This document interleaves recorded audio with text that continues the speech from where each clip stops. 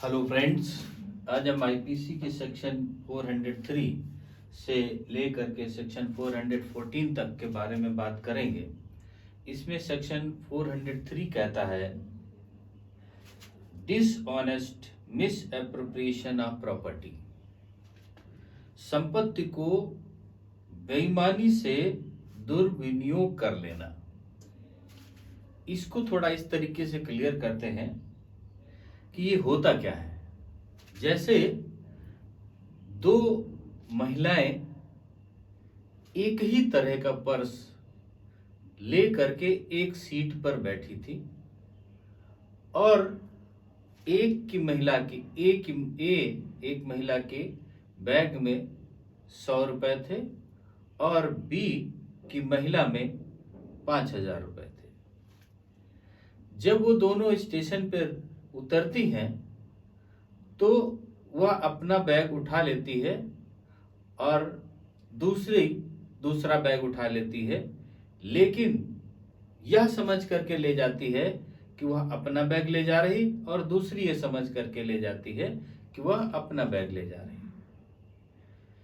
जब वो घर पर पहुंच करके बैग खोलती है तो देखती है कि उसमें से उसके पास तो 100 रुपए थे, इसमें 5,000 रुपए हैं और ये कंफर्म हो जाता उसको कि ये बैग उसका है और जो उसके पास बैग गया वो बैग हमारा है।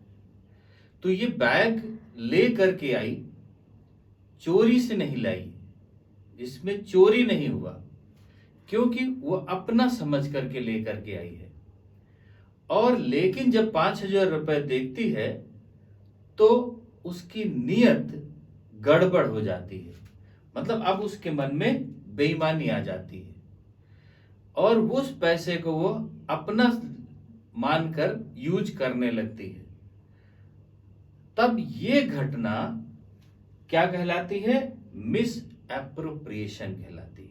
मिस एप्रोप्रिएशन कहलाती है। एक सेकेंड एग्जाम्पल ले लेते हैं कि एक घोड़ा दो भाइयों का है।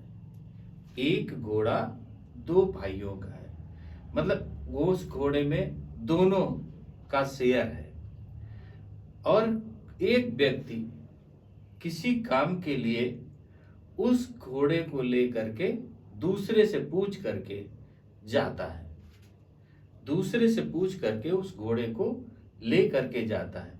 तो अब चोरी नहीं हुआ क्योंकि उसने बताया सहमति से या नहीं बताया, उसे मालूम है आधा उसका है और उस घोड़े को लेकर के चला गया। जा करके जब उस घोड़े पे राइडिंग करता है और सारी चीज देखता है तो उसके मन में बेईमानी आ जाती है, क्यों न इस घोड़े को अच्छे दाम पर बेच करके इससे पैसा ले ले और अकेले ही हड़प कर जाए। अब ये जो उसके मन में आया और जिस पर ये कर रहा, ये उसका मिस एप्रोप्रिएशन है। तो सेक्शन 403 कहती है कि संपत्ति जो है उसको बेईमानी से दुर्विनियोग करना, ये उसको बेईमानी से दुर्विनियोग करना कहलाता है। अब सेक्शन 404 में आ जाते हैं। सेक्शन 404 कहता है dishonest misappropriation of property possessed by deceased person at the time of his death. Section 404 कहता है कि अगर कोई व्यक्ति जो मृत हो गया, जो मर गया है और उसके पास में कोई चीज ऐसी है जो उस व्यक्ति को मिल जाती है, वह उस मृत व्यक्ति के से वह चीज प्राप्त कर लेता है और बाद में उसे पता चलता है कि इस मृत व्यक्ति का वारिस ये व्यक्ति है और इस सामान का जो मृत व्यक्ति के पास से मिला है वो इस व्यक्ति का हक बनता है, लेकिन अब वो सामान उसके कब्जे में है तो उसको बेईमानी से उसके मन में लालच आ जाता है कि इस सामान को मैं ही यूज करूंगा और ये मेरे लिए है। तो ये घटना जो कहलाई वो सेक्शन 404 के तहत आती है।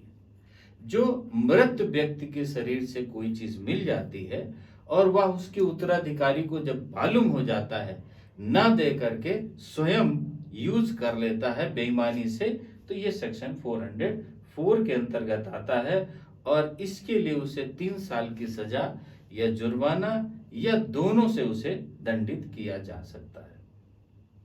अब ये बात, इसमें एक एक्सेप्शन और कहा कि अगर वह व्यक्ति जो मृत हुआ, अगर वह व्यक्ति मालिक है, मतलब जो मृत हुआ अगर उसका कोई लिपिक है या उसका कोई सेवक है जिसको ये मालूम था कि ये प्रॉपर्टी या इसके पास से जो संपत्ति मिली है वो संपत्ति उनके उत्तराधिकारी इनकी है, लेकिन वो जानते हुए भी उस मृत व्यक्ति की जो संपत्ति है, क्योंकि ये उसके लिपिक हैं, क्लर्क हैं और ये उसके सर्वेंट हैं, सेवक हैं, फिर भी उनको मालूम है और वह संपत्ति लेकर के ये बेईमानी से उस संपत्ति को सेवक या लिपिक जो है हड़प लेता है। अगर वो बेईमानी से मृत मालिक के संपत्ति हड़पता है तो उसे 3 साल की नहीं, उसे 7 साल की सजा होगी। ये बात सेक्शन 404 में कही। अब सेक्शन 405 में कहा criminal breach of trust. Criminal breach of trust, आपराधिक न्यास भंग। ये क्या होता है सेक्शन 405 में? सेक्शन 405 में कहा कि कोई व्यक्ति जिस कार्य के लिए संपत्ति या धन दे रहा है वह व्यक्ति उस कार्य में न खर्च करके अपने उपयोग में ले लेता है, अगर कोई ऐसा कृत्य करता है तो वो ब्रीच ऑफ ट्रस्ट कहलाता है। अब इसमें से एक एग्जाम्पल ले लेते हैं तो ये बात क्लियर हो जाएगी कि सपोज करते हैं कि एक व्यक्ति कानपुर में रह रहे व्यक्ति का और जो दूसरा व्यक्ति है लखनऊ में रह रहा है, और कानपुर में रह रहे व्यक्ति से वो एक बीमा पॉलिसी कराता है और उस बीमा पॉलिसी के लिए उसे किस्त देनी पड़ती है, साल में 6 महीने में जो भी देनी पड़ती हो। वह व्यक्ति उस व्यक्ति को नगद पैसे अपने बीमा पॉलिसी के प्रीमियम जमा करने के लिए दिया जाता है। क्या हुआ, स्वेच्छा से दिया और उसने उसको स्वेच्छा से पैसा लिया। लेने के बाद में अब विश्वास है कि उसने बीमा पॉलिसी में जमा कर दिया, लेकिन उसने बीमा पॉलिसी में ना जमा करके उसने उस पैसे को अपने उपयोग में लगा लिया, तो ये क्या हुआ, ब्रीच ऑफ ट्रस्ट, भरोसे का खंडन होना। हमने भरोसे पर उसको पैसे दिया तो ये ब्रीच ऑफ ट्रस्ट हो गया। अब इसमें एक बात और कर लेते हैं कि सपोज एक एग्जाम्पल और ले लेते हैं कि अगर किसी को एक फर्नीचर, बेड, टेबल, चेयर्स, ये कोई लीज पर लाता है, 4 साल की लीज पर लाता है और लिखा पढ़ी में लेकर के आता है कि 4 साल की लीज पर ये चीजें मेरे पास रहेंगी, उसका रेंट या ये पैसा दिया जाएगा और उन चीजों का वो यूज करता है, पर बीच में उसे लगता है कि ये चीजें उसकी हैं और वो उन चीजों को बेच देता है, बेच करके उसका पैसा ले लेता है। तो उसने क्या किया, बेईमानी से बेच दिया और उसने जो लीज पर लिया सामान, उस ब्रीच को, उस जो उसने एग्रीमेंट किया, लीज डीड किया, उसका उसने ब्रेक किया, उसका उसने जो है ब्रीच किया उस ट्रस्ट को। तो ये चीज ब्रीच ऑफ ट्रस्ट कहलाती और ये सेक्शन 405 के तहत आती है। एक छोटा सा एग्जाम्पल और ले लेते हैं कि अगर कोई व्यक्ति ज्वेलरी देता है कि ये उसके अकाउंट में या उसके लॉकर में रख दो, और वह व्यक्ति भरोसे से देता है और वह व्यक्ति वहां पर जाता है, उसके मन में बेईमानी आ जाती है और वह सामान को अपने यूज में रख लेता है और उसे बता देता है कि मैंने आपके लॉकर में जमा कर दिया। अब वो यूज करता तो वो ब्रीच ऑफ ट्रस्ट हुआ, उसने भरोसे को तोड़ा। तो ये सेक्शन 405 के तहत आते हैं। अब सेक्शन 406 कहता है, सेक्शन 406 में इसी बात को जो ब्रीच ऑफ ट्रस्ट कहा, punishment for criminal breach of trust. यही जो ब्रीच ऑफ ट्रस्ट है, अगर ये ब्रेक होता है तो उसके लिए सजा क्या होती है। सेक्शन 405 में कहा, 406 में कहा, जो ब्रीच ऑफ ट्रस्ट है इसको कोई अगर तोड़ता है तो वो 3 साल की सजा या जुर्माना या दोनों से उसे दंडित किया जाएगा। तो सेक्शन 406 ब्रीच ऑफ ट्रस्ट के लिए है। अब सेक्शन 407 में कहा criminal breach of trust by carrier etcetera. अब सेक्शन 407 में कहा जो कैरियर है, जो एक जगह से दूसरी जगह सामान या कोई चल संपत्ति है उसको लेकर के जाते हैं, या कोई हाउस कीपर है जो वहां से संपत्ति का रख रखाव रखता है, उसको ध्यान में रखता है, और कोई व्यक्ति अगर वह संपत्ति किसी को देता है रखने के लिए, सपोज करते हैं कि मालिक उस संपत्ति को अपने नौकर को देता है कि इसे रख लो, अभी डेथ की बात हो गई थी, डेथ हो गई थी, अब क्या हुआ कि वह मालिक अपने नौकर को देता है कि यह संपत्ति मेरी है, इसे सुरक्षित रख लो, और वह सुरक्षित रखने की जगह पर उसके मन में बेईमानी आ जाती है और वह उस संपत्ति को अपने यूज में ले लेता है। तो उसने क्या किया, कैरियर है वो या वेयर हाउस कीपर है, और उसने संपत्ति जो उसको रखने के लिए दिया था वह उसके अपने उपयोग में ले लेता है, तो उसे 407 का दंड उसने किया। वो 407 सेक्शन के तहत दंडनीय अपराध की श्रेणी में आता है, और इसमें 2 साल तक की सजा और जुर्माने से उसे दंडित किया जा सकता है। अब सेक्शन 408 में आते हैं। 408 कहता है criminal breach of trust bye clerk और सर्वेंट। जो क्लर्क है, जो सर्वेंट है, जो लिपिक है या जो सेवक है, वह मालिक के लिए, जब हमने 407 में बताया, 407 में वह परमानेंट वो कैरियर है, आने जाने ले जाने वाला है, यह हाउस कीपर है, लेकिन उसी का थोड़ा संशोधित रूप 408 में 408 में कह दिया कि वह मालिक का लिपिक है परमानेंट, या लिपिक के पद पर कार्य कर रहा है, या सेवक है परमानेंट, सेवक के पद पर कार्य कर रहा है, और वह मालिक उस लिपिक और सेवक को कोई संपत्ति जो है वो देता है, चल संपत्ति या अचल संपत्ति रखने को देता है, और वह उसे न रख करके अपने प्रयोग में ले लेता है और उसको बेईमानी आ जाती है, तो जब ऐसा कृत्य करता है तो उसे 7 साल की सजा और जुर्माना दोनों से उसे दंडित किया जाएगा। सेक्शन 409 में कहा criminal breach of trust by public servant और बाय बैंकर, मर्चेंट और एजेंट।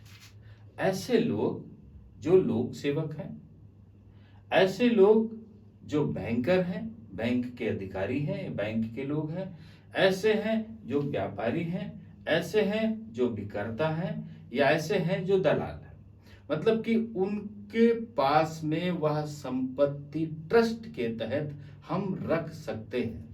सपोज करते हैं एक बैंकर है, तो बैंकर के पास ट्रस्ट है, हम अपनी संपत्ति को बैंकर के पास रख दें, और बैंकर ही अगर बेईमानी कर पर आ जाए, उसको ही लालच आ जाए तुम्हारी संपत्ति का प्रयोग कर ले, तो ब्रीच ऑफ ट्रस्ट होता है।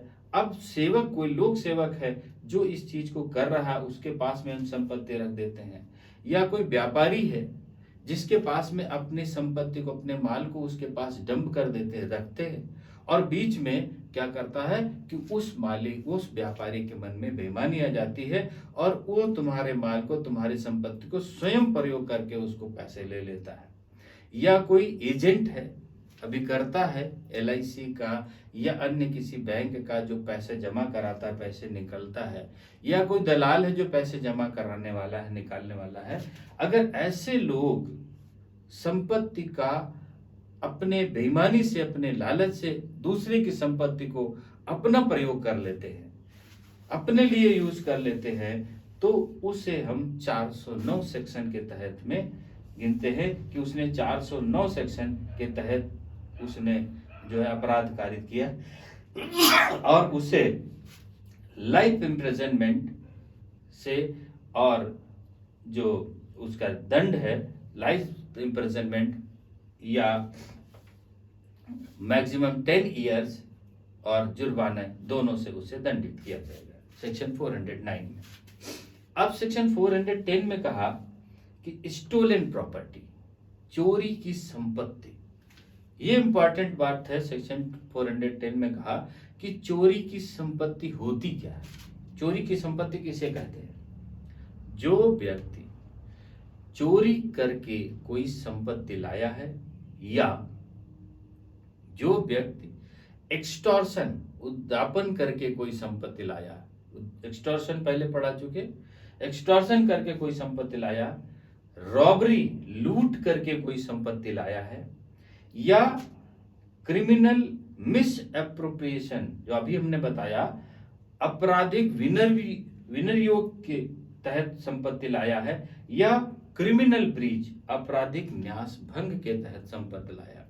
मतलब वो किसी प्रकार की संपत्ति इनमें से अगर ला करके रखता है तो वह जो संपत्ति जो इनसे लाई गई है वह संपत्ति चोरी की संपत्ति कहलाएगी। ये नहीं कि रॉबरी से अगर लूट से संपत्ति लाई तो लूट की संपत्ति कहलाएगी, नहीं। जो इतनी चीजें से संपत्ति आई है वह संपत्ति चोरी की संपत्ति कहलाएगी। और 410 में कहा ये चोरी की संपत्ति कहलाएगी। ये अब आगे जो चोरी की संपत्ति आएगी वो इनमें से किसी एक चीज की संपत्ति होगी, उसके बारे में उसे दंड दिया गया। सेक्शन 411 कहता है डिसऑनेस्टली रिसीविंग स्टोलन प्रॉपर्टी। अब वही स्टोलन प्रॉपर्टी है, चाहे वो रॉबरी से आई है, चाहे वो एक्सटॉर्शन से आई है, चाहे वो चोरी से आई है, चाहे वो क्रिमिनल मिसअप्रोप्रिएशन से आई है, चाहे वो क्रिमिनल ब्रीच से आई है। अगर वो इनमें से किसी की संपत्ति आई है और वो जानता है, वह व्यक्ति जानता है कि ये व्यक्ति रॉबरी की है, या ये संपत्ति रॉबरी की है, या ये संपत्ति चोरी की है, किसी तरह से वो जानता है, और जानते हुए भी वह लालच बस बेईमानी बस उस संपत्ति को अपने पास प्राप्त करेगा, उस संपत्ति को लेगा और अपने पास रखेगा। अगर ऐसा कोई कृत्य करता है जो चोरी की संपत्ति को अपने पास रखता है, लाता है, तो 3 साल की सजा या जुर्माना या दोनों से उसे दंडित किया जाएगा। सेक्शन 412 कहता है dishonestly receiving property stolen in the commission of a dacoity. अभी जो हमने स्टोलन प्रॉपर्टी कही, स्टोलन प्रॉपर्टी में डकैती शब्द नहीं आया था, तो अब यहां बात जो 411 में कह दी वो स्टोलन प्रॉपर्टी मतलब उसमें डकैती की प्रॉपर्टी नहीं थी। 412 में कह दिया है कि अगर कोई डकैती की प्रॉपर्टी लाई गई है और उस प्रॉपर्टी वह संपत्ति जो डकैती से लाई गई है वह संपत्ति अगर कोई व्यक्ति अपने कब्जे में रखेगा तो उसे, जबकि जानता है वो डकैती की संपत्ति है और अपने कब्जे में रखे हुए है, तो उसे आजीवन कारावास से दंडित किया जाएगा, या 10 साल का कठोर कारावास और जुर्माने से भी दंडित किया जाएगा अगर वो डकैती की संपत्ति है और उसे मालूम है। अब सेक्शन 413 की बात आती है कि सेक्शन 413 में कहा habitually dealing in stolen property. वो आदतन 413 में कहा कि जो व्यक्ति आदतन चोरी की संपत्ति का व्यापार करता है, चोरी की संपत्ति ले लेता, वो जानता है चोरी की संपत्ति है, उसे खरीदता है और खरीद करके उसे व्यापार करता मतलब बेचता है। अगर कोई व्यक्ति चोरी की संपत्ति को खरीदता है और उसकी आदत है कि उसकी चोरी की संपत्ति ले और ले करके उसे बेच दे, अगर ऐसी कोई चीज करता है तो उसे आजीवन कारावास की सजा या 10 साल का कठोर कारावास और जुर्माना दोनों से उसे दंडित किया जाएगा। सेक्शन 414 कहता है assisting in concealment of stolen property. अगर कोई व्यक्ति चुराई हुई संपत्ति को छुपाने में सहायता करेगा, चाहे वो रॉबरी की संपत्ति हो, चाहे क्रिमिनल ब्रीच की संपत्ति हो, चाहे चोरी की संपत्ति हो, ठीक है, अगर उनमें से कोई भी संपत्ति जो चुराई हुई संपत्ति है उसमें से वो जानता है कि ये चुराई हुई संपत्ति है, मतलब डकैती की है, क्रिमिनल ब्रीच से है, मिस एप्रोप्रिएशन से है या थेफ्ट से है, वो जानता है कि चोरी की संपत्ति है, वो जानते हुए भी उस संपत्ति को छिपाने में मदद करता है, या उस संपत्ति को बेचवाने में मदद करता है, या उस संपत्ति को इधर उधर रख करके छिपाने में मदद करता है, या खुर्द बुर्द कर देता है। अगर उसमें मदद करता है वो वो वर्क नहीं कर रहा, वो उस कार्य को करने में मदद कर रहा है, अगर ऐसा कोई कृत्य करता है तो उसे 3 साल की सजा या जुर्माना या दोनों से उसे दंडित किया जाएगा। तो अभी सेक्शन 403 से सेक्शन 414 तक क्लियर हो गए होंगे। अब सेक्शन 415 से हम नेक्स्ट पार्ट में डिस्कस करेंगे। ओके, थैंक यू, जय हिंद।